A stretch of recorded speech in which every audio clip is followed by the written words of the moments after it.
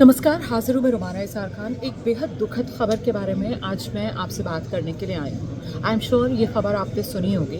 नोएडा का रहने वाला एक मुश्किल से 26-27 साल का लड़का जो पेशे से इंजीनियर, उसकी बेहद दर्दनाक तरीके से मौत हुई है। दरअसल वो लड़का जो है 16-17 जनवरी की दरमियानी रात अपना काम ख़त्म करके दफ्तर से वापस घर लौट रहा था और जो उनका घर है वो नोएडा में था। वहीं नोएडा में सेक्टर 150 में उनका एक्सीडेंट होता है। बहुत ज़्यादा कोहरा था, रात के वक्त, सर्दियों का मौसम है तो कोहरा तो बहुत ज़्यादा हो रहा है। उनकी गाड़ी जो है वो टकराती है और टकराने के बाद अंदाज़ा नहीं हो पाता उनको फॉग पे, और वो नाले से पार करके दूसरी तरफ जहाँ पर कंस्ट्रक्शन का काम चल रहा है, कोई मॉल बन रहा है और उसका बेसमेंट का वो इलाका भी बन रहा था, वहाँ पे पूरा पानी भरा हुआ है, उस पानी के अंदर गिर जाती है। अब इतना बुरा एक्सीडेंट उस लड़के का हुआ रात में करीब 12 बजे के आसपास। वो लड़का ज़िंदा है अब तक। अपने फादर को वो फ़ोन करता है। उसके फादर जो हैं वो रिटायर्ड ऑफिसर हैं, SBI से वो रिटायर्ड हैं। अपने फादर को वो फ़ोन करता है। अच्छा, वो घर का इकलौता बेटा है। उसकी एक बहन है जिसके बारे में बताया गया है कि उनकी शादी हो गई है और वो UK में रहती है। तो वो बूढ़े पिता, माँ का कुछ साल पहले निधन हो चुका है, बूढ़े पिता के पास बेटा फ़ोन करता है कि मेरा ऐसा एक्सीडेंट हो गया और मैं यहाँ पानी में फंसा हुआ हूँ। फादर फ़ौरन 112 डायल करते हैं। फादर भी उस लोकेशन पर पहुँचते हैं। लोकेशन उनके घर से ज़्यादा दूर नहीं है, वहीं सेक्टर 150 में ये एक्सीडेंट हुआ है और उसके नज़दीक ही उसका घर था जहाँ पर वो जा रहा था। हाई राइज सोसाइटी के अंदर वहाँ पर वो रहता है, पौश इलाके के अंदर, बढ़िया सोसाइटी के अंदर। फादर पहुँचते हैं मौके पर, नोएडा पुलिस मौके पर पहुँचती है और साथ ही साथ जो फायर ब्रिगेड की टीम है वो भी मौके पर पहुँचती है। अब वो लड़का जो है वो किसी तरीके से अपनी गाड़ी से बाहर निकलता है और उसको पता है कि वो पानी में घिरा हुआ है, रात का अंधेरा है, कोहरा है, तो वो गाड़ी की छत पर आ जाता है बचने के लिए और इस इंतज़ार में कि मदद आएगी, कब तक मैं अपने आप को बचाऊं। वो गाड़ी की छत तक पहुंच जाता है। उसके फादर ने ये बताया कि उनकी गाड़ी जो है वो डोल रही थी, तो वो मतलब गाड़ी की छत पर वो बैठने की बजाय वो लेट जाता है ताकि उसका बैलेंस ना बिगड़े और गाड़ी जो है वो डूबे ना। वो लड़का अपनी तरफ से इतनी जद्दोजहद कर रहा है, इतनी कोशिश कर रहा है, फ़ोन पर वो संपर्क में है, अपने आप को बचाने की वो गुहार लगा रहा है, बचाओ बचाओ वो लड़का चिल्ला रहा है। अपने मोबाइल फ़ोन की उसने टॉर्च लाइट ऑन करके रखी हुई है कि उसकी लोकेशन अगर कोई उसके नज़दीक तक आए तो उसको समझ में आ जाए कि वो कहाँ पर है। ये पूरा का पूरा सिलसिला ऐसा नहीं है कि फ्रैक्शन ऑफ सेकंड्स में 2 मिनट, 4 मिनट, 10 मिनट, 15 मिनट, वक्त नहीं मिला, आधे घंटे के अंदर मामला ख़त्म हो गया। 2-2.5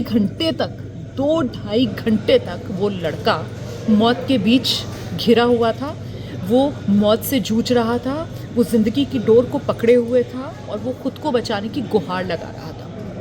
2-2.5 घंटे तक वो बेबस पिता जो सड़क के किनारे खड़े हुए थे, उनके साथ पुलिस की टीम थी, उनके साथ फायर ब्रिगेड के लोग थे, लेकिन अफसोस ये सिस्टम इतना निकम्मा है, अफसोस ये सिस्टम इतना नकारा है कि आंखों के सामने डूब रहा एक युवा, उसे हम बचा नहीं सके।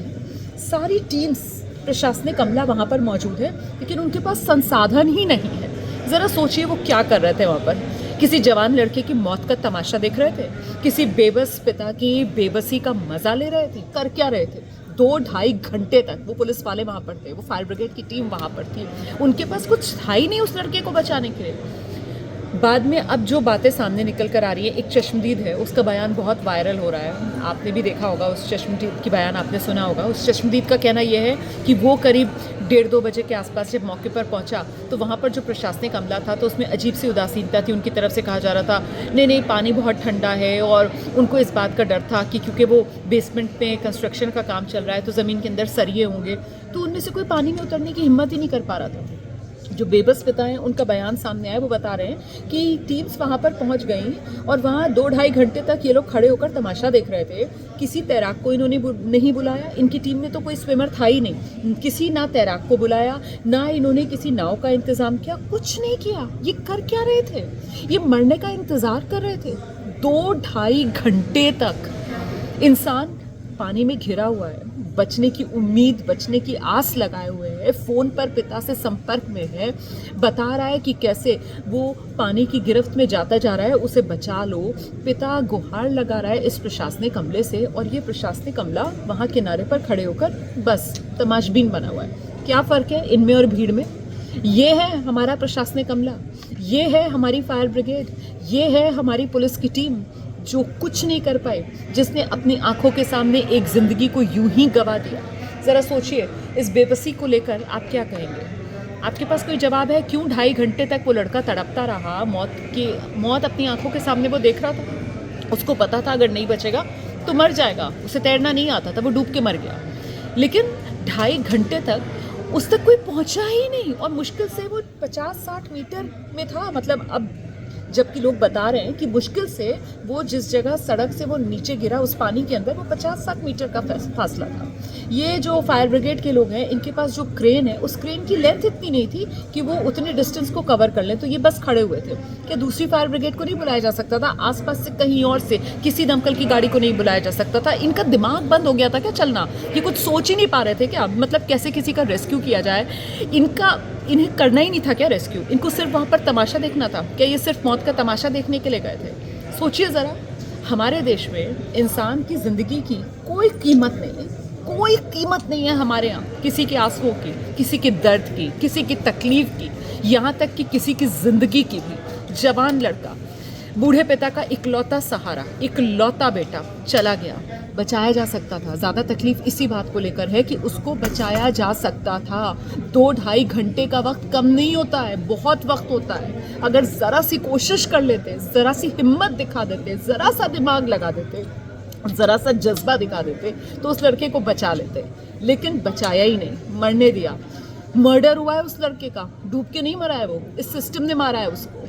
सारे नियम, सारे कानून, सारे कायदे हम नागरिकों के लिए हैं, और ये जो टैक्स लेते हैं, जिन पर जिम्मेदारी है हमारी आपकी सुरक्षा की, अगर हम किसी इमरजेंसी में घिर जाएं तो हमें बचाने की, ये क्या करते हैं? ये इंतज़ार करते हैं, बहुत सर्दी पड़ रही है, पानी बहुत ठंडा है, ये नहीं उतरेंगे पानी में ना, इनको तैरना ही नहीं आता है। भर्ती क्यों किया ऐसे निकम्मे लोगों को, ऐसे नाकारा लोगों को जिनको तैरना तक नहीं आता है? अगर कोई इतनी इमरजेंसी सेवाओं के अंदर अपनी ड्यूटी दे रहा है तो कम से कम कोई तो मापदंड होगा, कोई तो उसके अंदर क्राइटेरिया होगा। इनको तैरना ही सिखा दो कम से कम। मुझे बहुत गुस्सा है, मैं बहुत नाराज़ हूँ। एक लड़का चला गया, बूढ़े पिता का सहारा चला गया, और किसी को कोई फ़र्क नहीं पड़ रहा है। अभी भी देखिए खाना पूर्ति कर रहे हैं, और मैं क्यों कह रही हूँ खाना पूर्ति कर रहे हैं? जूनियर इंजीनियर को बर्खास्त किया है, और वो जो बिल्डर वहाँ पर निर्माण कार्य कर रहा था उन पर केस हुए, ठीक है, होना चाहिए उन पर एक्शन, लेकिन वो प्रशासनिक अमला, वो जो पुलिस वाले वहाँ तमाशबीन बने हुए खड़े हुए थे वहाँ पर, वो फायर ब्रिगेड की टीम वाले जो वहाँ पर निकम्मा नकारापन अपना दिखा रहे थे, वहाँ पर 2-2.5 घंटे तक खड़े रहे, जिन्होंने इतना दिमाग नहीं लगाया कि कहीं और से और मदद बुला ली जाए, किसी तरीके से इस लड़के को बचा लिया जाए। अगर इनकी टीम में फिलहाल कोई तैराक नहीं है तो इनका कोई और होगा ना साथ में काम करने वाला, जिसको तैरना भी आता होगा, उसको फ़ोन करके बुला लो, कुछ तो कर लेते, कुछ तो हाथ पैर मार लेते। इनकी आंखों के सामने एक लड़का मर रहा है, इनसे कुछ नहीं हुआ, इन्होंने कुछ नहीं सोचा, क्योंकि इन्हें कोई तकलीफ ही नहीं है, इन्हें कोई दर्द ही नहीं है, इन्हें कोई एहसास ही नहीं है। इनकी नज़रों में किसी की जान की कोई कीमत ही नहीं है, मरे तो मरे इनकी बला से, ये है इनका हाल। इन पर क्यों ना केस दर्ज हो, इनके खिलाफ क्यों ना एक्शन हो, इस मामले को क्यों ना नज़ीर बनाया जाए? कोई बात करने को तैयार नहीं है, सिर्फ और सिर्फ खाना पूर्ति कर रहे हैं। जैसे खाना पूर्ति उस लड़के को, युवराज को बचाने के लिए की जा रही थी ना, किनारे पर खड़े होकर वहाँ पर इंतजार कर रहे थे, वैसी ही खाना पूर्ति कार्रवाई के नाम पर भी हो रही है। वो जूनियर इंजीनियर को बर्खास्त कर दिया है, और साथ ही जो बिल्डर है उस पर केस कर दिया है। बस ये एक्शन के नाम पर किया गया है, धूल झोंकने के लिए, आपकी और हमारी आंखों में धूल झोंकने के लिए। इन्हें कोई फ़र्क नहीं पड़ता, इनको पता है ये सिस्टम ऐसे ही चलेगा, ये सिस्टम नाकारा है, ये सिस्टम निकम्मा है, ये सिस्टम एक इंसान की जान नहीं बचा सकता, जबकि इस सिस्टम को इतना समय मिलता है, 2-2.5 घंटे का समय होता है सिस्टम के पास, लेकिन ये निकम्मा, नाकारा, नाकाम सिस्टम जिसकी भेंट चढ़ गया ये इंजीनियर युवराज। आपके मन में भी यकीनन गुस्सा होगा, आप भी इस खबर को देखकर कुछ कहना चाह रहे होंगे, कुछ बोलना चाह रहे होंगे, कुछ अपनी भावनाएं जो हैं वो व्यक्त करना चाह रहे होंगे।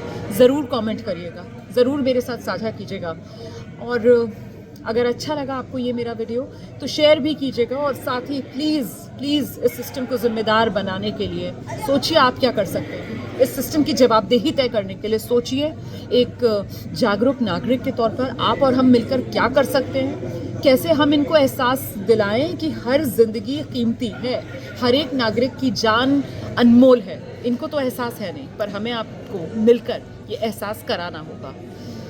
इजाज़त दीजिए मुझे, नमस्कार।